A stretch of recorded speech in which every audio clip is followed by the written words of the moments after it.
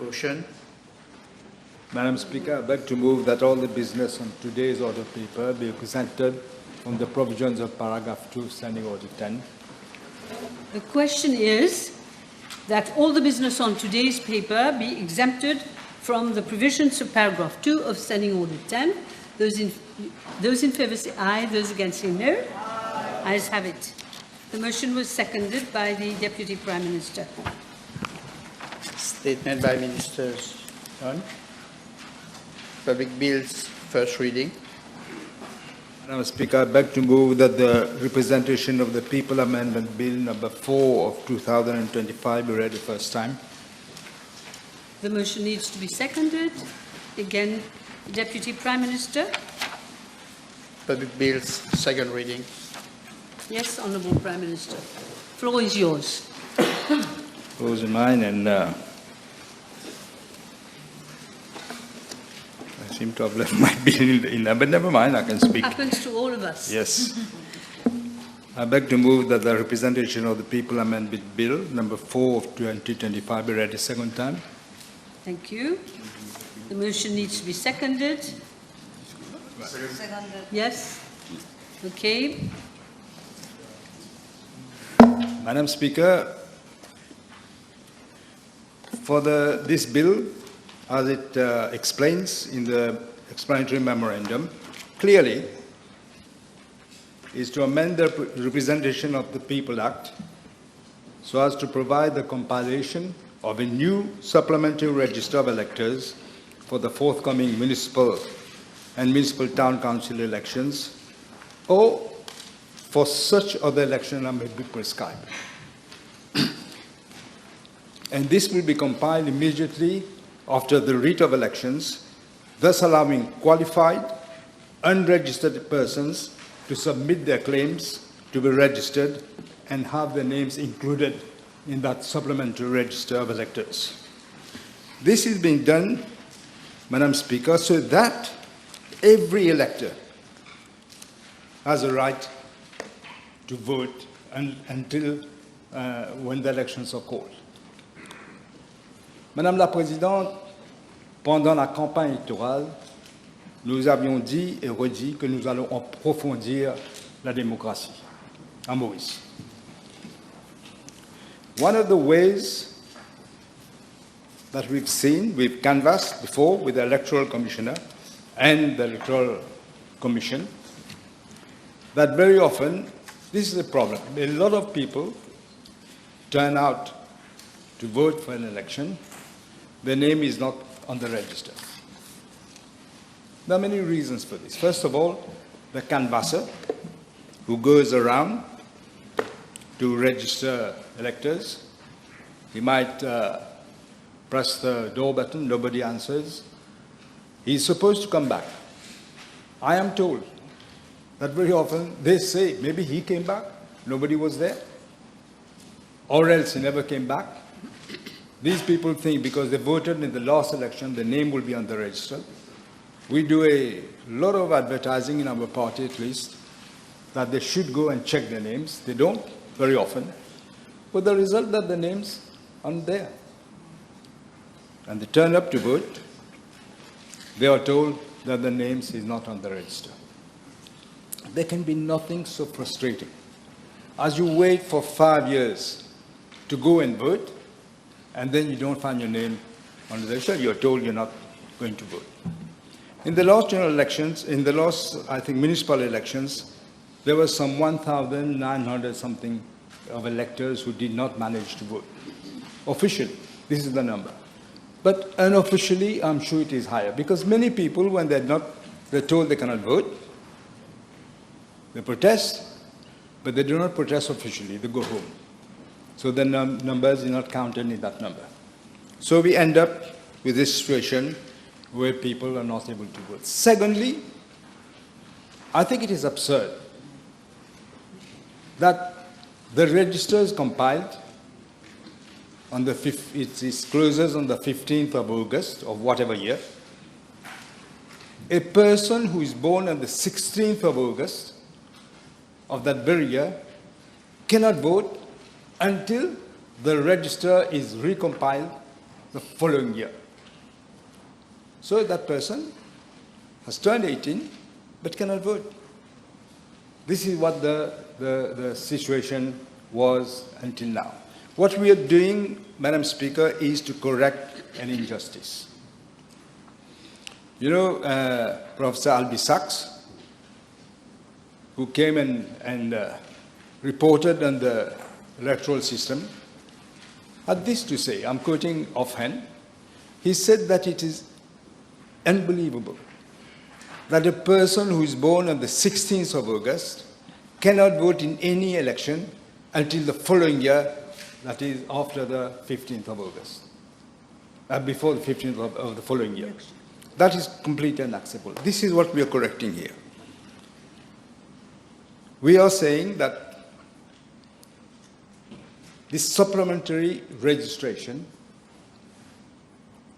will be done, but it doesn't mean that somebody who has already been registered as elector can go on the supplementary list. That is a separate list for people who have done 18 after the 15th of August, who are not on the list at the moment, who will be able to go on the list. They will have until 5 days after the writ of the election is issued, 5 days for them to go and ensure that the name is on the list. It is correcting a major injustice that was happening in our system. You have many people who have said that there's a book called How to Rig an Election by Cheeseman and somebody else. And they go on about this. Suppression of voters from a list is one of the ways to commit fraud in an election. This happens in many countries even today. Even in America, they're complaining that there has been suppression of voters. So it's not just Mauritius. What we are trying to do is to ensure that people get a chance, if they want to vote, to go and put themselves, register, and be on the list of electors. I must also add, Madam Speaker, this also applies to somebody who wants to stand in a municipal election. If you're not on the register, you cannot be a candidate in an election. So this will also correct this injustice. Especially a young person just turned 18, maybe wants to stand as a municipal councillor. He would not have been able to do so unless he was already on the list, which was closed on the 15th of August of last year. This is what we are correcting, Madam Speaker. The second thing we are also doing, we didn't say this in the bill, but we are also ensuring that the counting is done on the same day. Some people think that we will need to amend the law again. We don't have to. This is done by regulations. Madam Speaker, in Nigeria, I think there are 23 million people. They count on the same day. In Kenya, I can't remember the exact figure, it's over 40 million. Counting is done on the same day, over 50 million. In the UK, it's over around 43 million. Why can't we in Mauritius have counting on the same day? This has the advantage. I understand we did canvass this with the Electoral Commissioner and the Electoral Supervisory Commission as well. There are logistical problems. They have genuine logistical problems.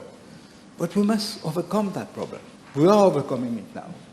We do not, in the past, there were not enough staff to start with. They were probably not even paid properly. That's another problem.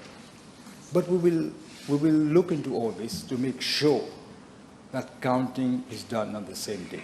Because if when you don't count on the same day, this business of carrying boxes, ballot boxes, in all sorts of lorries, in the last, not this, in the preceding general election, 2019, in my own constituency, we have witnesses, boxes were carried in garbage trucks, in CWA lorries, with people we don't know.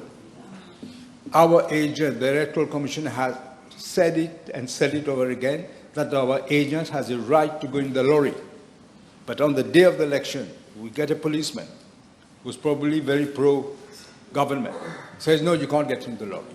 Who is going to go now and challenge him or ask the Electoral Commission to come and see what's happening? This has happened in many places. In number 10, in many villages, this has happened. This idea of carrying boxes and then storing them in a place. It's fraught with possibilities. What we are doing is closing the loopholes. It is a loophole. In other countries, ballot boxes were changed. In the country, I'm told they had double floors. And during transporting, they were changing I don't think this happened in Mauritius, but I can't say. For sure, I can't say. Because we're not even allowed to look into the lorries. We're supposed to be allowed, but we were not allowed.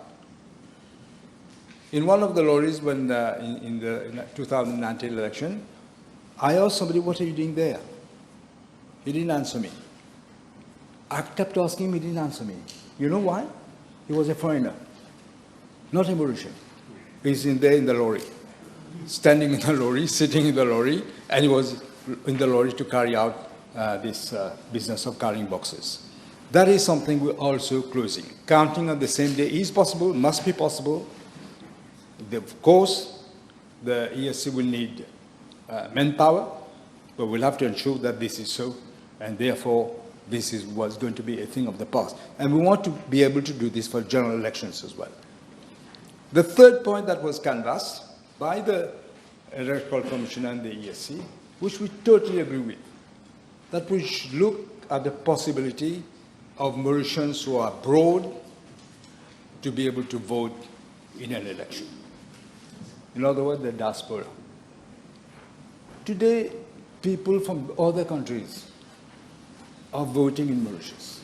And yet, Mauritians who are abroad cannot vote for their own country. That is something that we also intend to look at very positively and probably will happen. These are the three main things that I wanted to say on this, Madam Speaker. We've seen, apart from the fact that this is a great leap forward for the youth of this country. My party gave the right to vote to young people at the age of 18. Today, this alliance is allowing people who have just turned 18, who are not on the register, to be able to vote.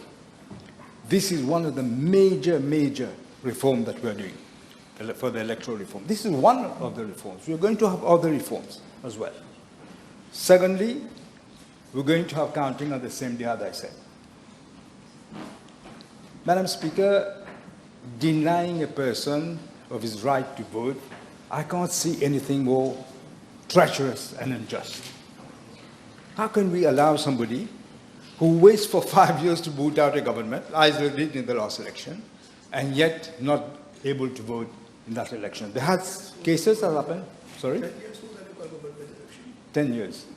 10 years. Thank you for reminding me. The previous government, they postponed elections, not once, not twice, 3 times, Madam Speaker. For 10 years, people have not been allowed to vote for the councillors. Shame. It's a great shame. Find all sorts of excuses, as you say, all sorts of excuses. We're going to have it. We had agreed. The Deputy Prime Minister, when we were passing the law about not allowing postponement of the village elections, he mentioned, he was leader of the opposition, he mentioned it at the time, that we should do it for all elections, general elections as well. We will do it this time. We have to do it. We have to do it.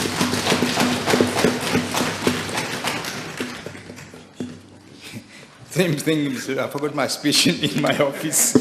And, but I think I've said what I've said. This is the first step, as I said. I said it better.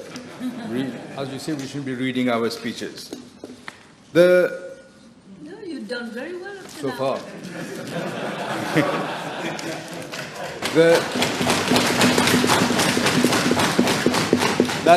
The Representation of the People Act, which is the main piece of legislation governing our electoral process, was enacted back in 1958, at a time when Mauritius was still a British colony. 1958. And that in England, they have modified that law, but not in Mauritius. The law has stayed, just some modifications, has stayed the same. We just celebrated the 57th anniversary of our independence. And yet, a law that was passed in 1950, that is 67 years ago, it still applies for registration of electors. We know, Madam Speaker, that the right to vote is enshrined in our Constitution. Section 44 of the Constitution provides that every citizen shall be entitled to vote if he or she is registered as an elector in this constituency. The first step in a democracy is to make sure that people can vote. Those who are registered should be able to vote. And, Madam Speaker, the other problem, I've already said all this, I'm not going to go through all this, but in this case, the municipal, the town council for municipalities have already been dissolved. I think it should have been dissolved yesterday. Yeah. So we're going to have the writ, and they will have 5 days after the writ to be able to register again. I remember, if I could, Albie Sachs, the proper quoting, he said, the disadvantage of the present system is that if elections are held after the 16th of August, which I just said, that person cannot vote until he's re-registered on the 15th of August of the following year. Further, he does also say that this house-to-house inquiry depends on the canvasser necessarily reaches the home where the people are there. Madam Speaker, we find it unacceptable that it is an assault on democracy to deny anybody his or her right to vote. With this bill, as I said, we're correcting this injustice. Voting is a civic duty. We should not deprive any citizen of his right or her right to vote. Madam Speaker, I want to quote somebody else, John Lewis, who is a civil rights, who was a civil rights, he's passed away. He said, the vote is precious. It is the most powerful, non-violent tool that we have in a democratic society, and we must be able to use it. Other responsible government, this is exactly what we are doing. Now, Part 2A of the Act, which provides for the compilation of the supplementary register, is also, it will be an addendum to the main register.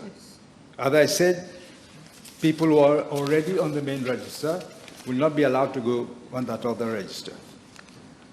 The other thing is, whose person, if he is already, as I said, on the register, will not. But the other thing that I need to say is that after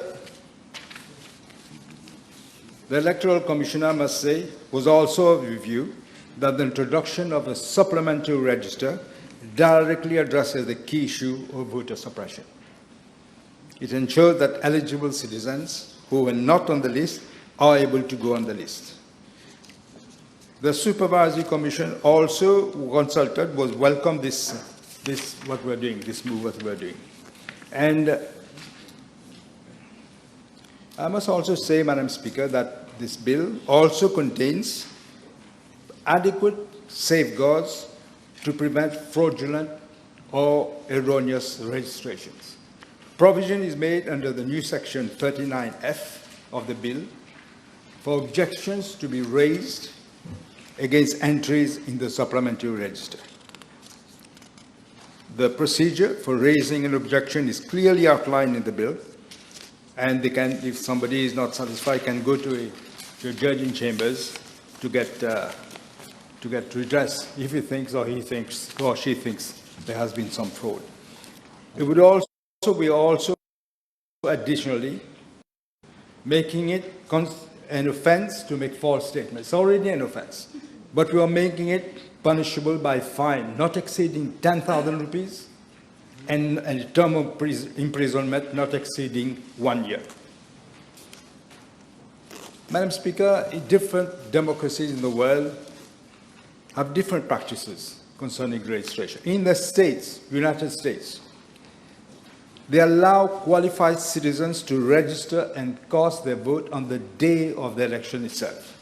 I don't know how they managed to do this. Maybe the electoral commissioner could tell us, because it's not an easy task to be able to register on the day, because it has loopholes.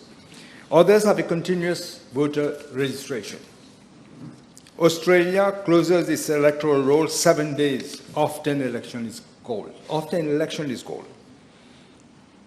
But the success of any electoral reform depends also on the local specificities to be taken into account. We all know, we all agree that democracy should be inclusive. The fundamental principle that every eligible citizen should have an equal opportunity to vote. With the dissolution of the municipal city council and municipal town council yesterday, we now move to the upcoming municipal elections, where the supplementary register will play a crucial role. We should not allow a democratic process to be hindered for administrative reasons or outdated systems. But by extending the voter registration period, we are reaffirming our commitment to a more inclusive and representative democracy, one that truly reflects the voices of all the people. Madam Speaker, I should also say, some people might ask, but why this idea of keeping the boxes overnight? This is the reason being, a long time ago, there was no electricity in the villages. They had to keep, they couldn't, they wanted to not to count with the candles, because counting with candles, you never know, some ballots could either inadvertently or deliberately be put on fire. It's not an impossibility. Counting on the same day is modernizing our system. And as I said, this has to be done by regulations. There is no need for a law. And let me end, Madam Speaker. As I say, voter suppression is resorted in many so-called democracies. This is the new trick now. Have elections, but have electoral fraud at the same time. In a democracy, there is no higher treacherous act than stealing an election. We should not forget, la voix du peuple, c'est la voix de Dieu. With these words, I commend the bill to the House.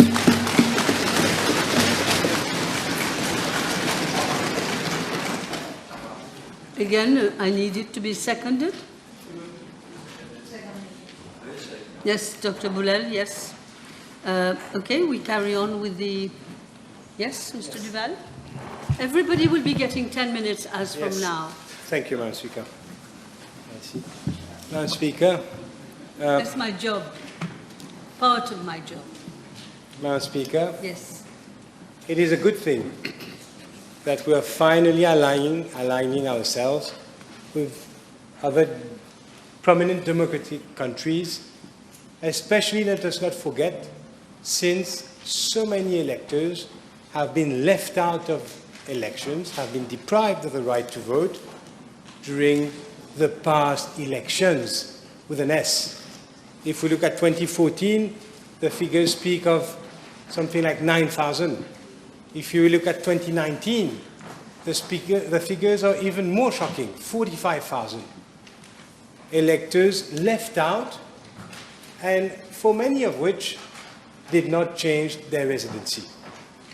And it was therefore extremely unfair to leave out electors who, in between the 16th of June of the preceding year and